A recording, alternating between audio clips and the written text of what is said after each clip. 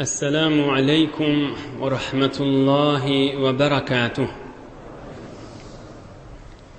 بسم الله الرحمن الرحيم. الحمد لله الذي بنعمته وعزته وجلاله تتم الصالحات وتنزل البركات. الحمد لله الذي هدانا لهذا وما كنا لنهتدي لولا أن هدانا الله، حمدا كثيرا طيبا مباركا فيه. الحمد لله عدد خلقه ورضا نفسه وزنة عرشه ومداد كلماته. اللهم صل وسلم وبارك على حبيبنا وشفيعنا ومولانا إمام المتقين أمير الأنبياء سلطان الأولياء سندنا وشفيعنا محمد النبي الأمي وعلى آله وأصحابه وأزواجه وذريته كلما ذكره الذاكرون وكلما غفل عن ذكره الغافلون. لا أسألكم عليه أجرا إن أجري إلا على رب العالمين. اللهم وفقني لبيان ما يحتاج الحاضرون إليه وما يصلح أحواله. إلهي أنت مقصودنا ورضاك مطلوبنا، فأعطنا كلنا محبتك ومعرفتك. الله تبارك وتعالى همّا نذن طاعات عبادت لنذي صالح عمل لنذي خدای için oturşuqlanız, mehabbetlenіз, duayı hayırlenіз, lütfu keremi bilen beyik Allah Teala kabul edip de hemmenize iyilun içeriğiniz, dost yarınız, kavm hişiniz, inatağınız, oğul gıydınız, dünya ahir saadet gönülmek, yüze aklık versin inşallah.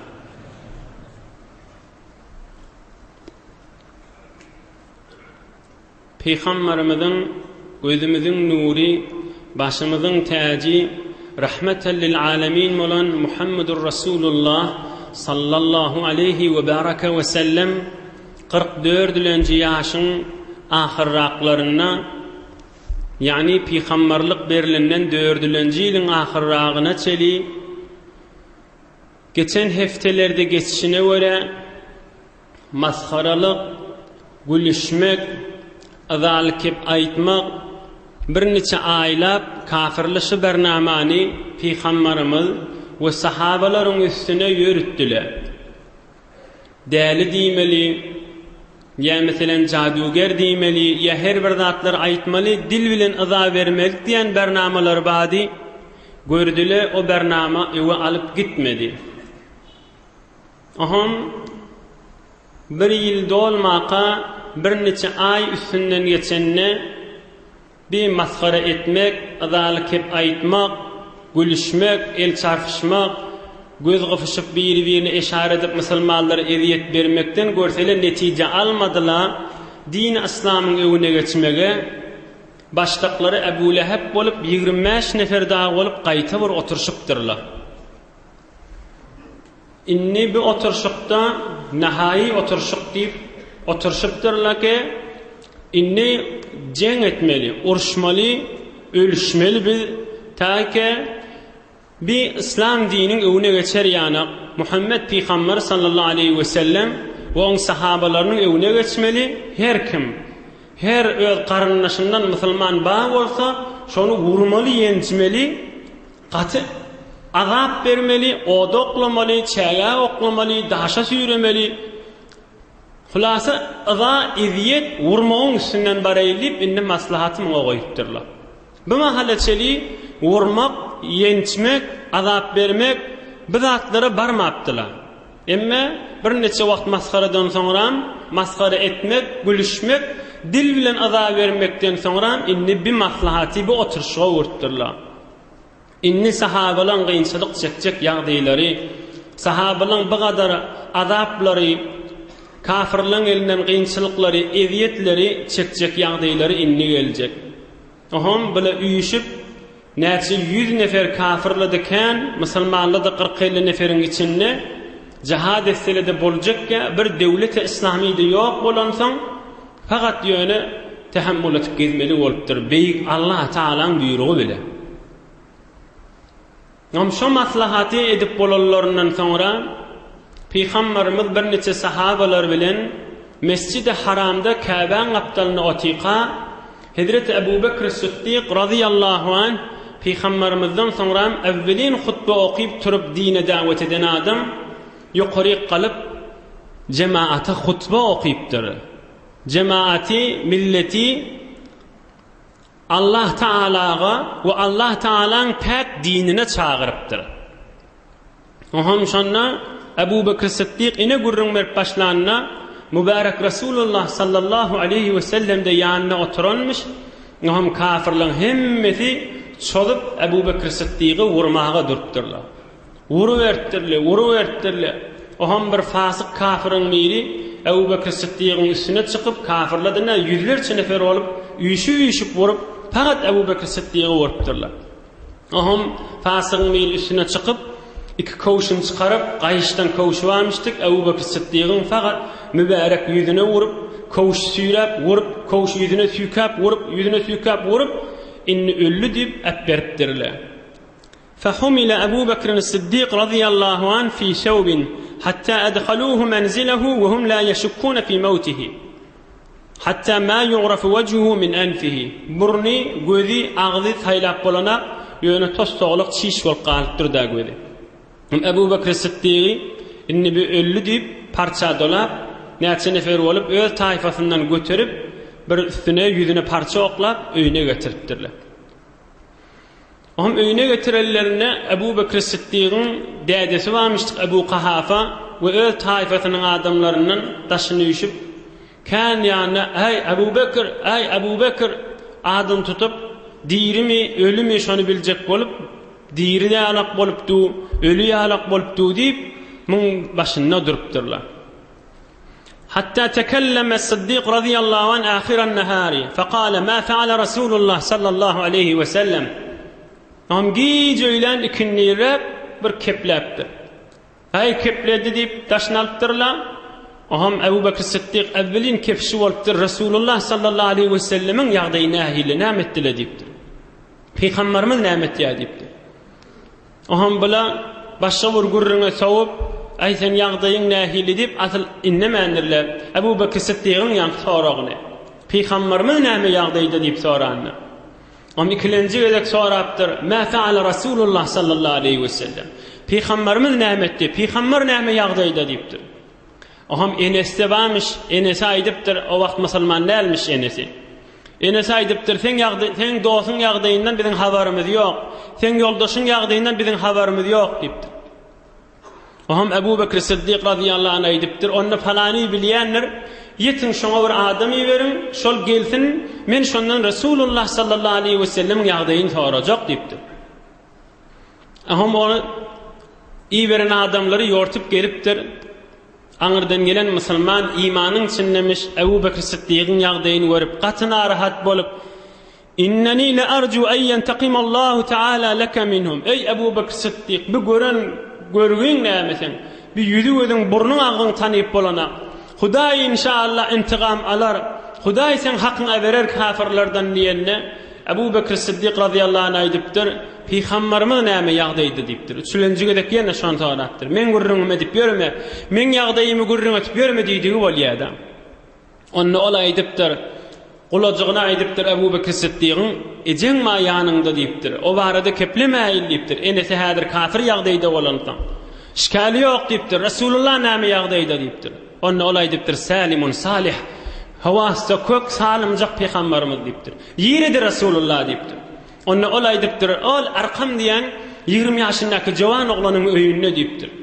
Ebu Bekr Siddiq aýdypdyr.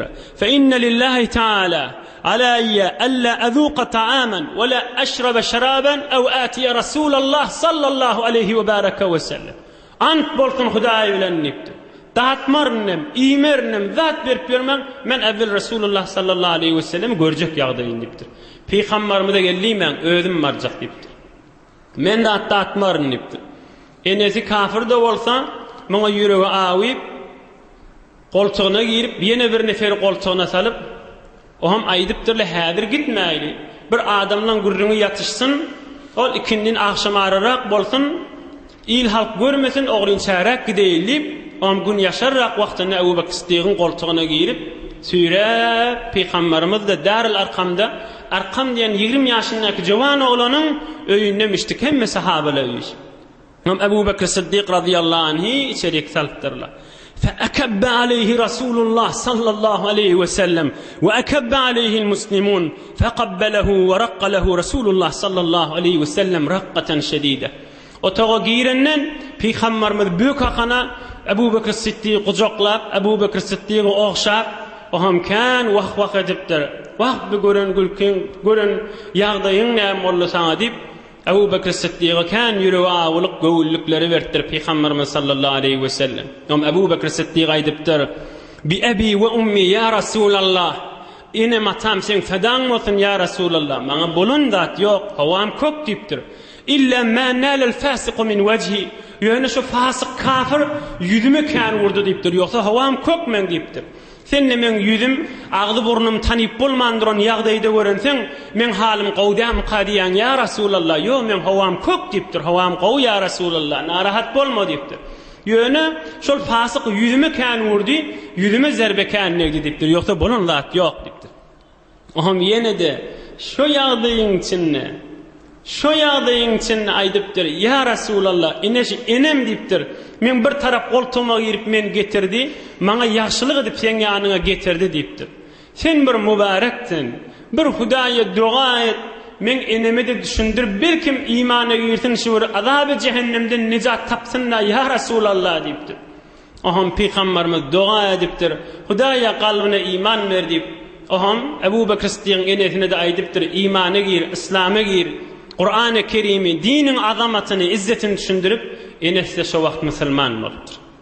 Kelime-i şehadet edip imana giripdir. Häzir diýädesi Müslüman bolana. Ey mümin Müslüman dogallar. Bir 5-6 daqiqa bu gurrun üstünden geçmäliň ders alaýlyň. Bir benne şeýle azalar çekip, kıyınçılıklar çekip, yani gurrun dile asan ha bula.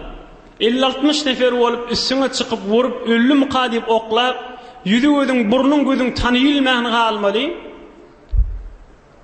Bir ders almalı vurduğumuz var. Şu mahal odolunna ilun insanların arasında havzetten kulağısın. Bu husus cavan dostlar.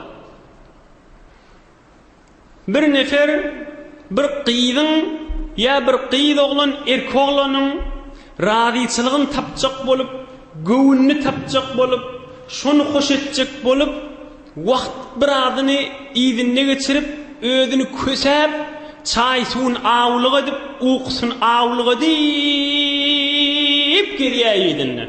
1 ýyl, 2 ýyl, 5 ýyl, 10 ýyl, 15 ýyl, 20 ýyl.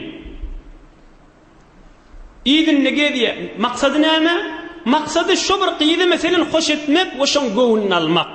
Huda için ne değil ha. Şun eğer Huda için olacak bolsa, on radiyçılığın tapacak bolsa günah etmeli de adam. Huda için deyip tayi. Ohan, inni, ey cevhan dostlar. Şun idinle geliye, 5 yıl, 6 yıl. Ahırda şuna ya yetiye, ya yetmeye. Şunu ya radi etiye, ya radi etmeye. İki suratta da. Seni meni jowan oğlanın eline näme geldi?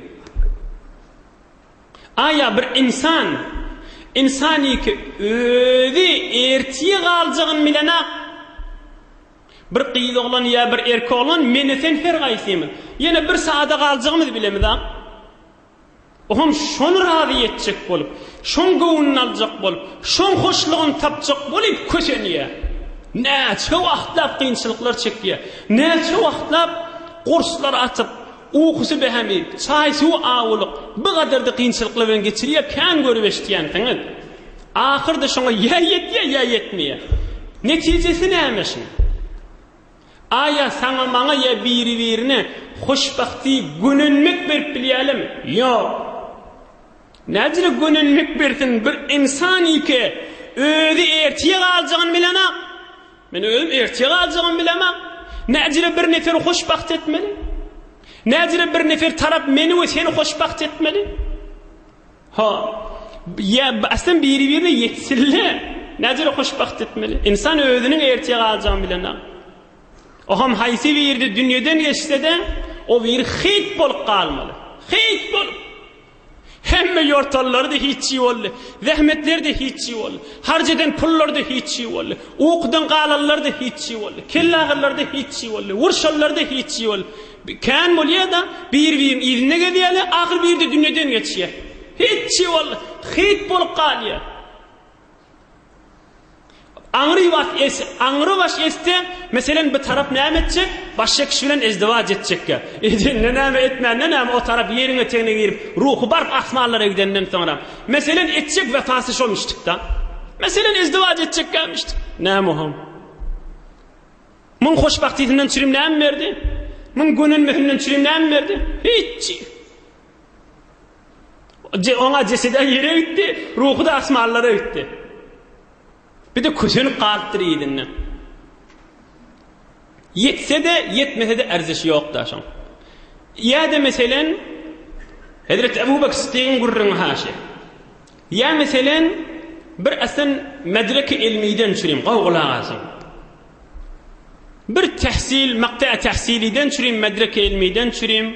Huda için camiamı hizmet edin, arası adam olayın. Hiç kime hıyanet etmeyen ayağısına durayın niyeti olsa yeni ganimet. Yo bu zatlı bulmanı yöne 5 yıl, 4 yıl, 6 yıl, 8 yıl teşo medreke ilmiye yetiyençe ilgun yaz toy çıkmayalı. Şeyle mi şeyle de? Elbette şeyle. Kan ilgunun içinde.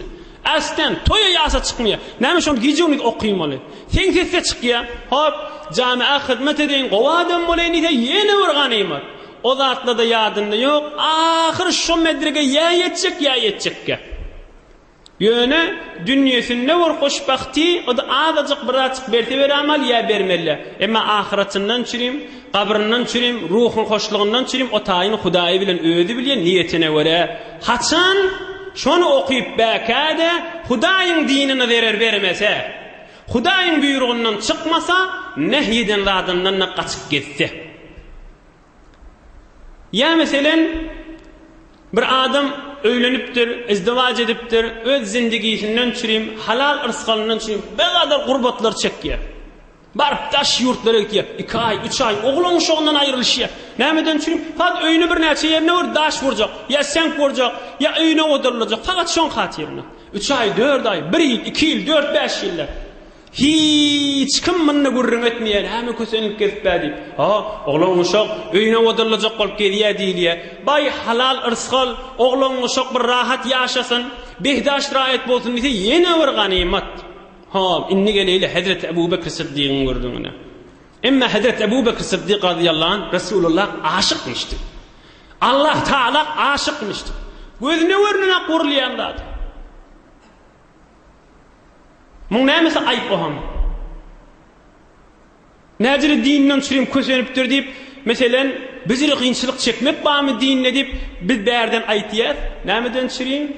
Şad baş, ey işqı hoş sevdayıma, ey tabibi cümle illet hayıma, ey devayen nahvetun namusema, ey tu eflatunu calinusema, ey bereketle Mevlana. Allah Teala'nın ışkından çürüyüm aydiye de Hazreti Mevlana. Büyük Allah mehabbet ve Allah Teala'nın ışkı kalpte olmak hemme dertlerin dermanı deyiptir. Şad baş, ey ışkı hoş sevdayıma, ey tabibe cümle illet hayıma. Bizim hemme merizçiliklerimizin dermanı büyük Allah'ın mehabbetine ve ışkına. Benimle Allah aşıkmıştı. Allah'ın iyi veren Resulüne aşıkmıştı. Emme Allah Teala'nın ona nimettihim. Kıyınçılıklar çekti kaldı mı? Kösenip geçti diyecek mi? Yok. Beyik Allah Teala evvelin lehzede ona veren neticesinden verdi. Allah Teala'nın vefatını gözleyini bir kıyıd oğlan erkek oğlan vefat edip biliyor mu? Başar mı ya? Emme beyik Allah'ın vefatını gözle evvelin lehze enetin Müslüman etti. Bir. Başka neyme o verdi? Ebu Bekir Sıddık'ı Resulullah canın kucağına koydu. Ta kıyamete çeliyor. Belki ebede çeliyor. Barmaýanymy ziyarata. Ojagyna goýdy Rasulullah. Mübarek kabri Resulullah'ın kucağındadır. Beyik Allah'ın muhabbetini tapacak bolayım. Özümü dahi diyen. Beyik Allah Teala'nın rızayetini tapacak bolayım. Huday Teala'nın rızayetini tapsak Allah Teala'nın gofa koketçini öldü. Nim cani 5 tane dost. Sedi can dehad. Ança der vehmet nehayet. U dehad. Sen çalacak canın mı? Onu Huday alar deyiptir. Emme sana 100 can verer cennetin içinde. Yadında oyunda yok sana dereceleri verer. Nim cani 5 tane dost. Sedi can dehad. Çalacak canın mı? Onu alanı bilen Huday Teala 100 sana can verer cennette. Ança der vehmet nehayet. U dehad. Yadında oyunda yok nimetleri verer sana. Hemme taraftan. İnhe bir adamla Beyk Allah aşıkmıştık, Resulullah aşıkmıştık. Gör Huday bilere necire vefalar kökü diye, necire dereceler verdi ham. Emma yine bir azap kıyınçılıklar çeken azizlen meyri Hazreti Belalül Müezzin radıyallahu anh. Habeşe diyen yurttan gelen, başka yurttan gelip doğun arınışı yok, tayfası yok. Kafirler Hazreti Belal yanık müezzinler, Hazreti Belal yanık doğun arınışı yok adamı giyeceğiniz aza veriyenmiştikle. Ebu Bekir Sıddık yanığa bir merekede keplese vuruyorlar. Ama Hazreti Belal doğunu yok, ağası yok, insi yok, tayfası yok. Mekke-i Mükerreme'de yaşap be. Min Müslüman bolallığını bilip, bunu üyüşüp süyreptirler. Bunu neçeden o cavan kafir oğlanın eline verip, Mekke-i Mükerreme'de aylap, hem vurup, hem yencip, hem aylap, Kabe'nin Mekke'nin döwregi, Mekke'nin içi dağdan noli, dağlan derelerinin arasını aylap, hem vurup, hem yencip, şu eyni bir engar bir daş vuryan yana, heyvan vuryan yana, ya bir ağaç vuryan yana, vurup, yencip, Hazreti Belal'la Allah ahad, Allah ahad, Allah ahad, vurlu ötüye şu kefa etip durum bu. Ama ahir çağın üstüne yatırıp, arkalini yatırıp, Qursoğunun üstüne ağır daş koyup, qalğın havada, o da sıdır. Suyurun erten koyup kaydıp, sonra yine üstüne çıkıp, bol kafir ol, bol Resulullah zati, Allah ahad, Allah ahad, Allah ahad, beyik Allah Teala bir Rabbimdir deyip, qaim duruptur. Ama ahir Ebu Bekir Sıddık geçip bariyaqa, görse bana becri qiyinçılıkları verip tuğla, ama ey Hudaydan korkun deyiptir, kafirle azab iner hasile deyiptir. Onu ola aydıptır, sen şuna özüňiz bir miktar pul berseň biz şuna azad edeylik dipdirler.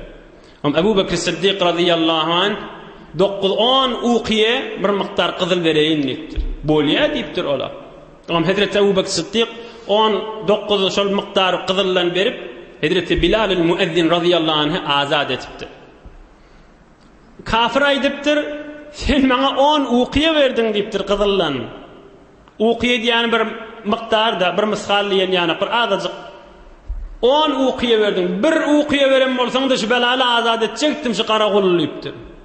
Hazrat Ebu Bekir Sıddık radıyallahu anh aýdypdyr. Ah sen 10 allyň diýipdir. 100 diýen bolsaň da berjekdim şundan çüreyim diýipdir. Ohan behar hal bir qiyinçylyklar çekdi. Hazrat Bilal radıyallahu anh mundan bir qysgaçyk dersler alaýdyň inşallah üstünden geçer tamam.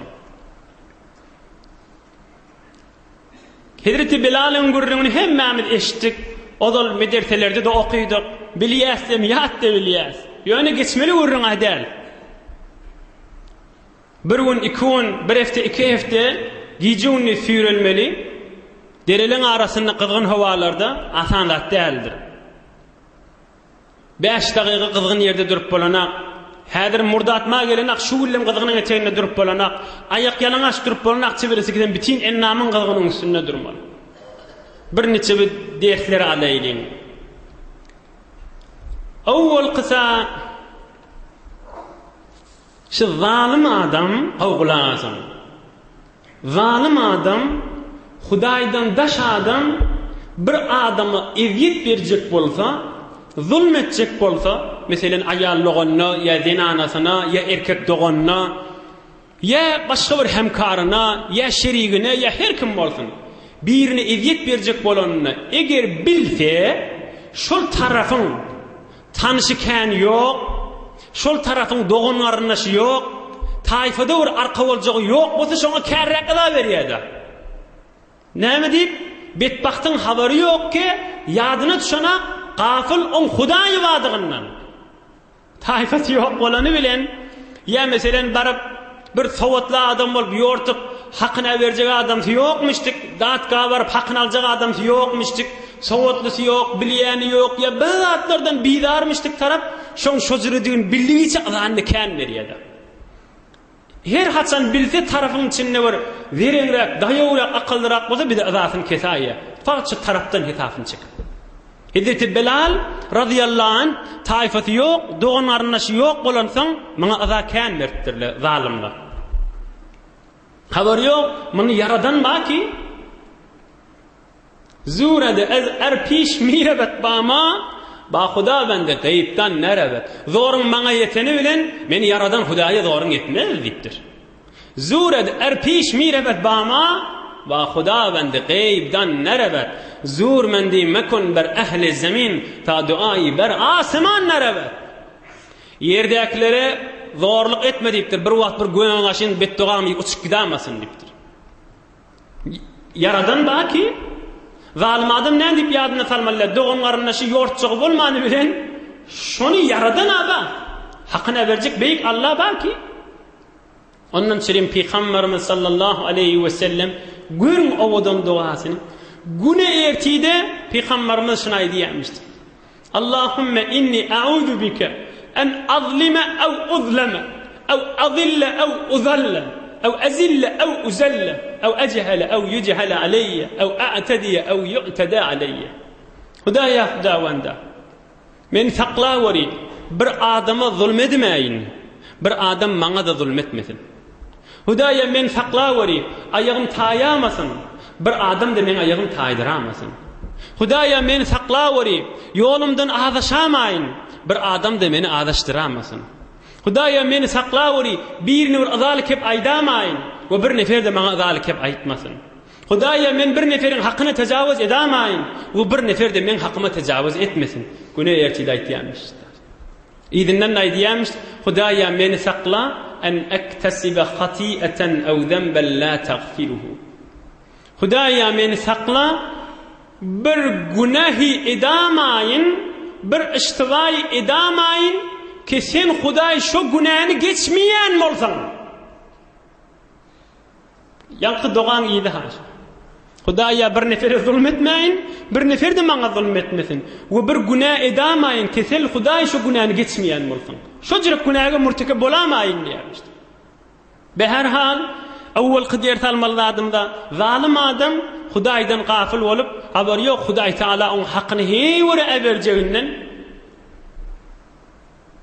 Ondan çirim Resulullah sallallahu aleyhi ve sellem de dua edýärmişdi. Zalim de bolmaýyn, mazlum da bolmaýyn. İkincisi muhim bir der salmalladymy gowgulansyn.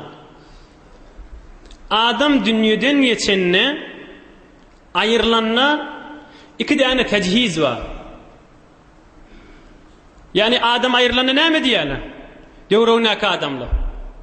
Adam ýuwup jinazyny okyp, gabrına gaşyna gitmäň uruna düşýärler. Bir, emma ikincide bir zat bar. Hemun bir insanlar şonu ýuwuşdyryp gabrına gadaşdyryp akitmeýärmi?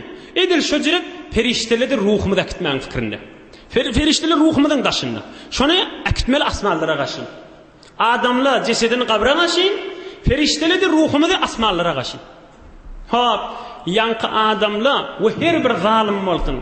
Ya Ebu Bekir Siddiq'i vurupdyrlar, ya Hazreti Belal'ı süýräpdirler. Nämek zerer berdiler? Bir cisme, bir gowräge, bir jesede zerer berdiler ki be her hal gumuňa tegine girjek.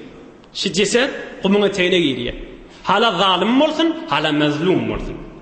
Şol vurup yenjen adamla da yerine tegine girdi. Mazlum bolup Hazreti Bilal'la yerine tegine girdi. Emma ruhları gitti, ikisininki de göğüne gaşyn. Emma ruhları on qiyra gitmeli. Bes muhim zat ruhun gazasydyr. Hala vurulsun, hala gelşigi bar bolsun, hala gelşigi ýok bolsun. Ýenjilipdir, azap berilipdir, emma yerine tegine gitipdir. Hazreti Bilal'la zalim da. Hiç de zerer bermedi ruhundan çürüm, imanından çürüm. Emma on ruhu Peygamberimiz sallallahu aleyhi ve sellem Hazreti Bilal'a näme diye? Ya Bilal, ma dakhaltul cennete illa semi'tu khashkhashatan. Faqultu ma hada? Faqalu Bilalul muezzin. Ey Bilal diptir. Her yedek cennete girdim sen kavşun sesini işittim da diptir. Bir yedek ya iki yedek daha. Her cennete girdim sen kavşun sesi var diptir. Ohan men aytdım, bir ses näme aytdydım? Onu aytdylar, azançı Bilal'ın kavşunun sesiydiler. Beyik Allah'ın muhabbetinden için horluk çekti. Aya Allah Teala vefa kökülmedi mi? Allah Teala onun köküden vefasını verdi. Dünyadan geçmeke Resulullah canın dişine köküdü ötü. Her cennete girdim sen kavşun sesi var ey Bilal diptir. Hulasa Ebu Bekir Sıddık da onu azad etti. İndi näme boldy? Lep Resulullah'ın adamçısı boldy. Hudaýyň wefasyny ver. Ey jawan dostlar, ikimizin bellemeli adymyz. Allah Taala'nın muhabbetini tapjak bolayly. Yaradan Hudaýyň muhabbetini tapjak bolayly. Özümüz Allah'ap günümüz güýmemäli. Hudaýyň muhabbetini tapsak, gör Hudaý Taala'nın etip wefa köketişini. Doğun arındaşı yok, iyiliğini yok deyip bana azap verdiler. Allah Teala näme etdi? Resulullah'ın adamçısı etip koydu. Ey Allah daha! Peygamberimiz gözleşip durmalı, Hazreti Bilal azan çekmeli. Hazreti Bilal tekbir etmeli, Resulullah geç imam olmalı. Ulukan, ket Huda adamla geçmeli. Yok, Bilal geçmeli. Başka yurttan gelen doğun arındaşı yok. Garip, ayak yalıngaç, bir tahtadan kavuşlu adam öldü. Evin maşı idilli yokmuştu. Allah Teala'nın vefatı diýerleşiň. Şu dünyada kökeden dady. Ine Hazreti Bilal radıyallahu anh bir de bizre kıyınçılık bilen geçti. Emma ebedi beheşte gaşyn gitdi. Resulullah ondan hoş bolup dünýeden geçti. Beheşt bilen buşlap dünýeden geçti. Ruhu şat bolsun Hazreti Bilal'ın. Emma üçlenji we ahirki wurrumyz inşallah. Hazreti Yasir radıyallahu anh, zinaneti Sümeyye radıyallahu anha ve oğlu Ammar radıyallahu anh. Bila Yemen'den gelen adamlamıştık. İr ve çıkıltırlı. Bilan da doğanlarınlaşı yokmuştuk. Ağa inleri yokmuştuk. Erhiley oğul 3-4 yaşayamıştık. Bilan da taifesi yok, doğanlarınlaşı yok. Bular da kafir musulman bolanlaryny bilip erhiley oğul üçüncüünü çıkarıp bile zulm edip eviyet berip azap beripdirler. Kızgın çägäň üstünde yatırıp üçüsünü daşlaň üstünde çägeleň üstünde togaladyp bir gedek yüzlüğün, bir gedek arkalyn, bir gedek yüzlüğün, bir gedek arkalyn üstlerine daş çäge şeýle kynçylyk bilen geçirip bäkäle Hazreti Osman radıyallahu anh bir gurrun aýdy. قال عثمان رضي الله عنه أقبلت مع رسول الله صلى الله عليه وسلم آخذا بيدي نتمشى بالبطحاء حتى أتى على أهل ياسر فقال ياسر يا رسول الله هكذا الدهر. Hazreti Osman aydiye bir gün Resulullah sallallahu aleyhi ve sellem'in elimden tutup bilece elleşip çık yürüyüşüp piyadelebi etip bariyatık diye. Çägelikten bariyatık görsek Yasir Zenanatı Sümeyye, oğlu Ammar üçüsüne de lep azap berip durmuştuk kafirler. Oham Resulullah sallallahu aleyhi ve sellem görüptür 3 tane iman kalplarına çoğup duran sahabalarına azap beripdiler. O da ne azabı? Azap berwetiler. Oham Yasir Resulullah'ı görüptür. Ya Resulallah, hakeza ad-dahr. Bizim günümüz şeytip geçýärdir. Ey aydan köş. Hakeza ad-dahr. Ya Resulullah bizim zamanımız güllümüz şeytip geçýärdir. Ey imanlı doğullar. Ey mümin, Müslüman, cavan dostlar. Göreyliň Resulullah sallallahu aleyhi ve sellem ol rahmetul lil alamin. Ol pak din üstüne gelip de tamam cihanı yayramalı adam. Ol aziz näme diye. Näme bilir gowulluk beriye. Näme ýagdaýy diye. Näme dua ediye bilerden çyryň. Resulullah sallallahu aleyhi ve sellem dua edipdir. Allahumma gfir li ali Yasir. Hudaya ali Yasir oğlu Ammar zenanat Sümeyye şu dünyadan akça bolup geçsille günahlar bolman pak bolup geçsille dipdir. Oham Yasir'in yüzüne bakıp Zenanası oğluna aydiptir. Sabran ala Yasir. Ey Yasir, o Yasir'in içerdi. Sabredin deyiptir. Fe inne mev'idekum el cenne. Beyik Allah Teala men duamı kabul etti. Sizin cahiniz cennet deyiptir. Resulullah can bularda behiş bilin bu işlaptır. Sabredin. Sizin cahiniz cennettir deyiptir. Ebu Cehil geliptir. Sümeyye aydiptir. Sen Muhammed'e imanın yok deyiptir sallallahu aleyhi ve sellem. Yöne Muhammed avadan molansan şuna aşık bolup yalandan şehittirip ketipben deyiptir. Oham Hazreti Sümeyye beter qahar gelip imanın üstünden çoğup bana Ebu Cehil'e kat kefaydiptir. Ebu Cehil'in elinde de nayda varmıştı. Bile veren Sümeyye'nin içine çümdürüp Sümeyye'de şu taada içinden kan mıraz dökülüp yerin yüzünü bitin İslam'da müminin Müslümatın içine evvelin kanı dökülen şehit Hazreti Sümeyye radıyallahu anha dünyadan geçiyor. Evvelin şehit bulan İslam'da Sümeyye diyenlen ana radıyallahu anha. Selamun aleyha bima sabarat. Selamun aleyha bima sabarat. Selamun aleyha bima sabarat. İçine çümdürüp anlatından geçirip Ebu Cehil qaharına ne edeceğini bilmeyeni Hazreti Sümeyye şehit bulup qaliye. Resulullah sallallahu aleyhi ve sellem geçti, tamam oldu. Yani canı çıktı, ruhu bir heşte başına çıktı. Yani kıvırında ruha gidecek ceset kaldı. Aham Yasir de bireme vakt azabın eteğinde olup o da şehit boluptur. Yasir, Sümeyye. Evvelin erhili, ikisi de evvelin şehit. Evvel Sümeyye, evvelin şehidi İslam. İkilenci de Yasir, o da adamsı. Gününüp geçen adamla bolupturlar. Birbirine erhili oğul. Üçüsü azabın eteğinde Ammar'ın gurrungalı onu inşallah pek Allah koklisi inni kefte gurrunga der. Erhili şehit bollula gurrunda qawdurayling der salayling.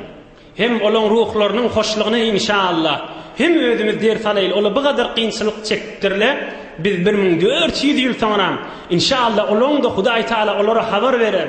Olan ruhun hoş eder. 1400 yıl sonra siz azıcık qiyinçilikler çekip cennete girdiniz. Bir zamanlı dağda, dargınık zamanın içinde sizin yağdayınızdan der salıp duran insanlar var deyip inşallah olan ruhu da hoştur. Elbette, elbette. Bir mi der salıp üstünde duraylayın bu vurduğun üstünde. Peygamberimiz sallallahu aleyhi ve sellem bunun dengesinden geçip bariyaka avvalkın muhim der salmalılar. Şolara neyme dua etti? Hudaý yaşlıları necat berdiydi mi? Onu aytmadı. Hudaý yaşlı zalimler yer çeksinliydi mi? Onu aytmadı. Neyme dua etti? Hudaýa şi Yasir, Sümeyye, Ammar'ın günahsini geç, şıla mağfiret bolup dünyadan geçsillediydi. Ulukan diyor sahabe.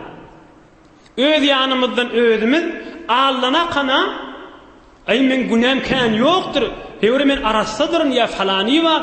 Ay palan ahun, palan taksir, palan veli, palan pir, palan dedim, palan ecim, palan mamam, palan babam. Ay bilmeyen onun günahsı oldum. Bizattır da ağzımızı alamayın. Hemmemiz muhtaçtır beyik Allah'ın mağfiretine. Ali Yasir azabın eteğinde Resulullah dua ediyor. Hudaý yaşı azap çıkıp birilen günahsını geçti. Yoksa biz berden ödesek, ola günahdan geçiğli, olan näme günahsı kalacak deyip. Yok, yeni de Hudaýyň mağfiretine olan mätäç. Ammar Yasir dursun, Resulullah can edip dua etşini ödedi. Ömründe bir gedek Hudaý Taala'nın buyruğundan çıkmadık. Peygamberimiz sallallahu aleyhi ve sellem secde gidenine dua et diyenmişti.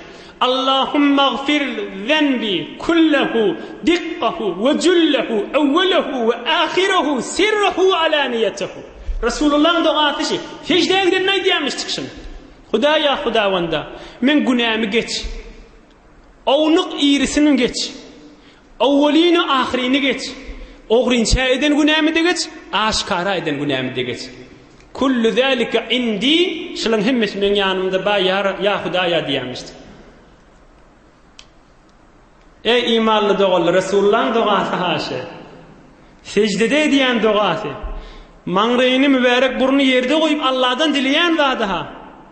Hudaýa men içki daşkı günahımı geç, Awny gyr günämi geç. Oğrunça we daşak eden günämi geç. Awwal qahryk günämi geç. Kullu zalika indi. Şulan hemmesi men ýamda ba diýmişdik. Ömründe bir gedek Allah'ın buyruğundan çıkmadyk adam ha. Sana maňa ders bolar ýaly diýmişdik. Kan wagtym güýmemäýin. Resulullah bilen näme dua etdi? Hudaýa şularyň magfiret etdi. Belli bolýar hemmemiz wezifemiz beýik Allah ýalbaryp geçmeli. Hudaýa biz magfiretiňe sakly. Amalymyza ibadata dayanar ýagdaýymyz eger ýokdur. İkilenci yine diğer salmalı adımız Resulullah sallallahu aleyhi ve sellemin yankı duası. Hudaya şılan günahsını geç, şılan akça olup dünyadan geçiksinler. Bir geçeliyor da hemmemizin evimizde dünyadan ahirete kaşın geçik gitmeli. Ona adına geçeliyor diyeler. Merz. Şondan anryk tamam mümin musulman hele yerkek imanlı adamın arzusy şondan anryk geçenni beýik Allah geçmeli jogap bolmana adam akça bolup geçdi da. To pak amadi ber hazar başu bak ki nenges napak raftan bihak. Eneden dünya gelemezde günahdan pak akça bolup dünya geldik. Günah gözümüz, kulağımız, burnumuz, ağzımız, dilimiz, ele yağımız günahdan dolayıp qapqaran qolup qabra gitmek biýabrýçylykdyr diýipdir. Topak amadi ber hazar başu bak kinnen gas napak raftan bihak biýabrýlykdyr diýipdir. Yüz gara bolup qabrın içine gitmek diýipdir. Ay Resulullah'ın duasyny görüňe değiller.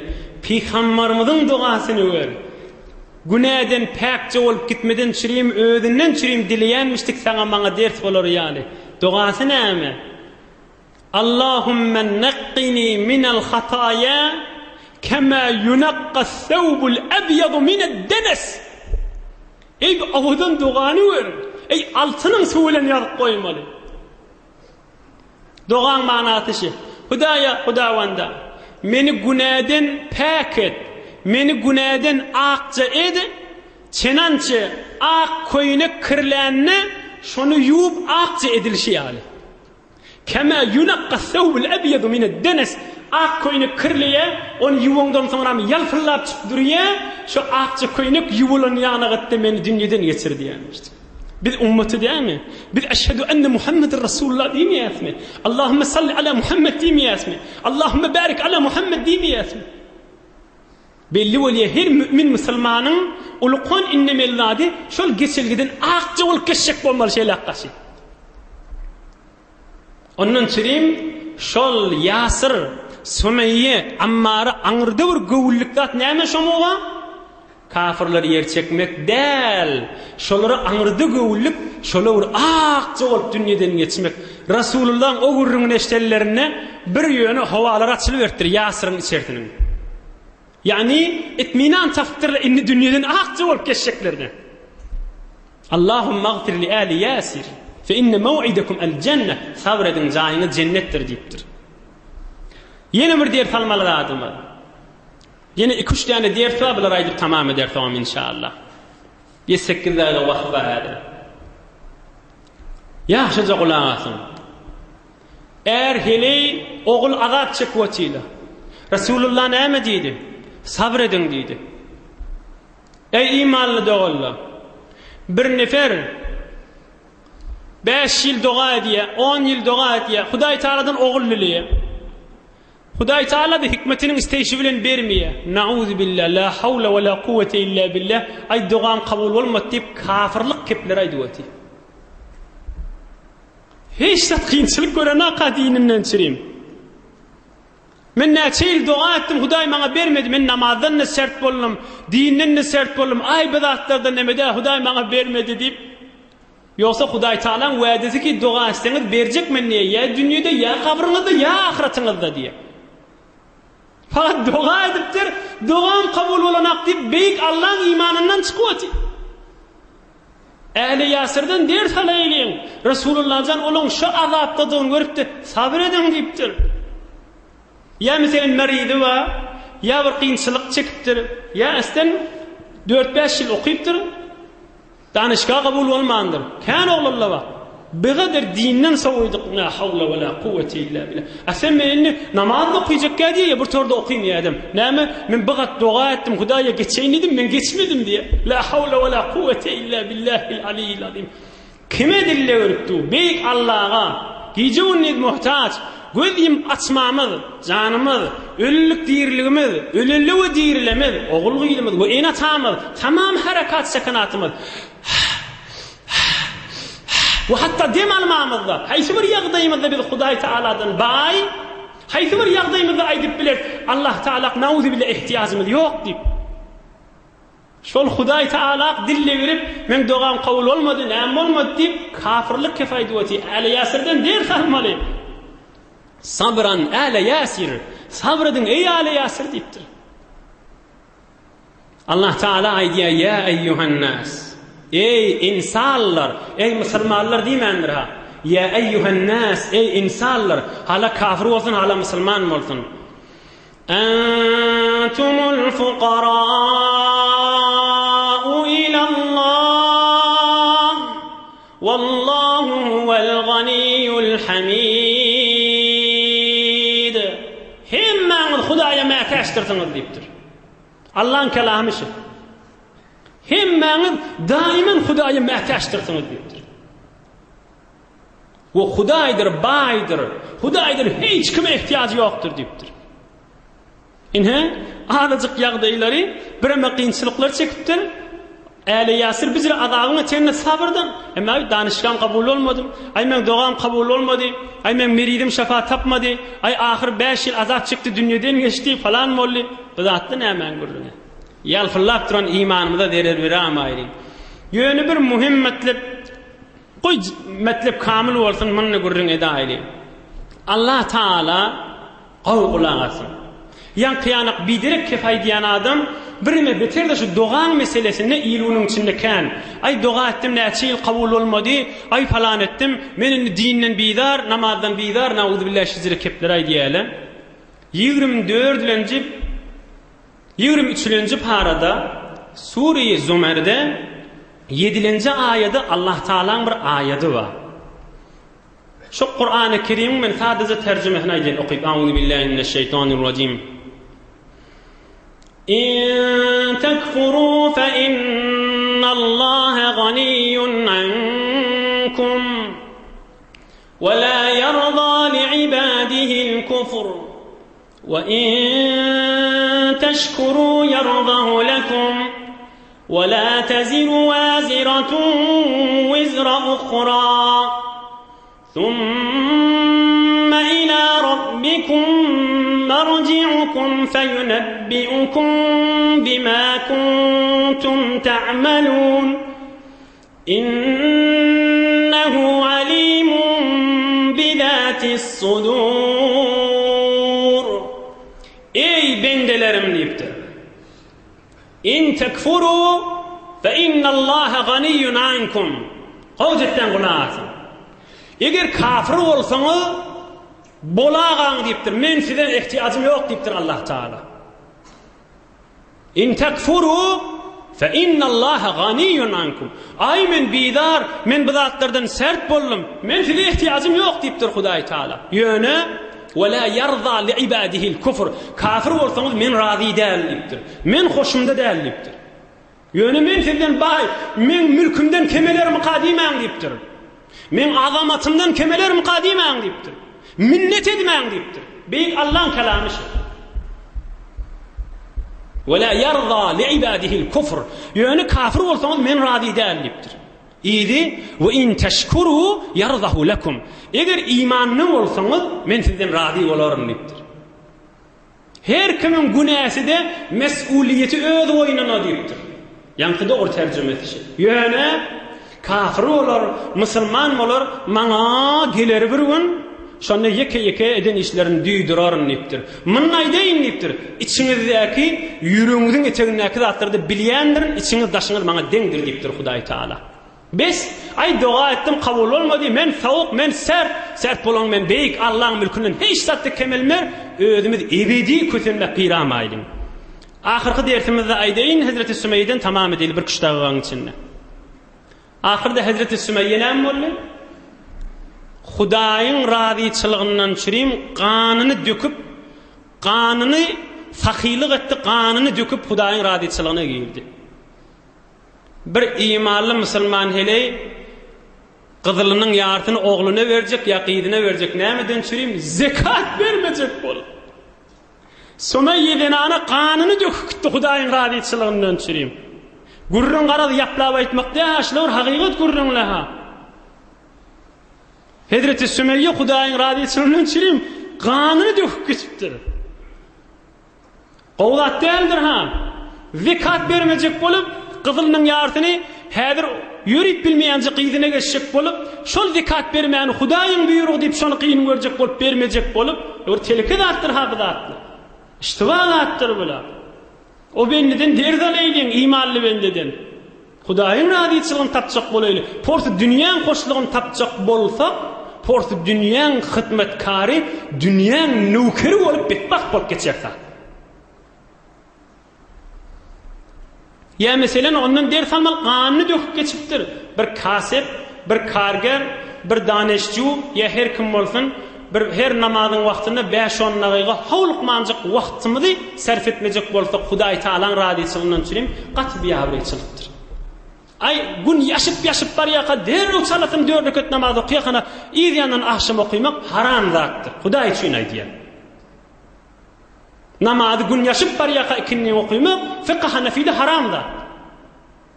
Şu gün ýaşmak, ine okuyor ni Allah Taala bir farz eden dadyn 5 dagyga wagt goýup bilemdi. Emma Allah ol Hazreti Sümeyye ganyny döküp geçipdi. Ders almaly bu bennelerden. Ahyrky dersse ulaqan muhimdat Ammar diýen oguljugynyň gözüniň aldyna ganyny döküpdir. Bizde ogluny ders beripdir. Jan ogul şizri ganyň dökülsün diýen ýoluny diýip. Ogluny edip terbiýet berişiň özi ganyny döküp geçipdir oglunyň gözüniň aldyna. Oglum äkidin diýmeli. Jan ogul mene beýtip barýan bir zat diýmeli. Ýok, mert bolup durupdyr. Oglunyň gözüniň aldyna. Oğlan uşağımızın terbiyetini beyik Allah ve Resulullah canın mehabbetini kalbine salmak vazifemizdir. Allah Teala nuru imandan ayırmasın. Göreceğimiz kavluk olsun. Resulullah canın mehabbetinden ayırmasın.